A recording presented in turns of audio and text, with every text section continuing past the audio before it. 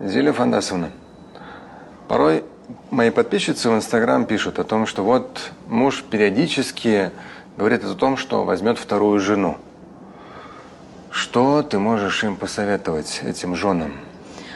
Это значит, что муж вращается, находится в среде людей, которые обсуждают эту тему, это им интересно. И эта инфекция постепенно попадает уже в разум этого человека и попадает в семью. Таким образом, возникают очень неприятные ощущения как у жены, так и у детей. Это вирус, который заражает всех. Что делать-то?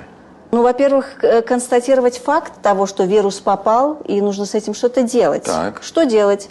Жене все переписывать на себя. Хорошо, спасибо, милая. Спасибо. Все, что нажил непосильным трудом, все же погибло.